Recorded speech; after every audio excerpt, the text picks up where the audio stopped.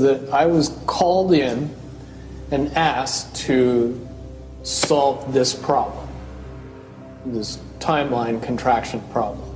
And I eventually did my due diligence and did all the investigating and basically only had one piece of information, and that was reinforcement. The computer's right. The timelines will contract down to some inevitable thing. There is an inevitable event. It's been forecast, it's been predicted, it's been fed to us in a slop trough of what they want us to believe will happen. They don't actually have control over what happens.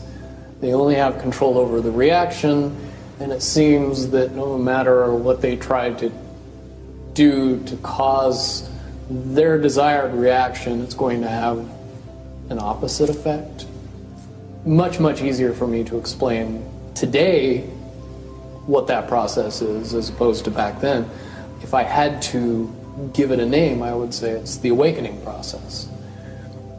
It's an evolution of consciousness that cannot, will not, and no matter what decisions or possibilities are injected into the equation, eventually it all resolves down to us all learning the truth and becoming aware of this massive dam of lies that has been built that keep us from knowing massive volume of information that we should otherwise possess.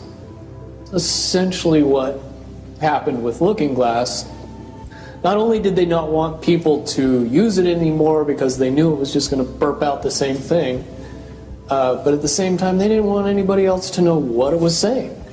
I'm sure. Because that information was of a monumental concern when I was in the military about how to prevent this inevitability. Now, at first I thought it was end of the world. Now I see end of the world as end of their world. The biggest cherry on top of all this conversation would be a synopsis to say that if I could convince everybody out there that for all intents and purposes, what we believe to be true eventually becomes true. If somebody convinces us that a major disaster is going to happen in the very near future, a major disaster happens in the very near future. If we don't buy into that fear and accept that there's really nothing that we know is going to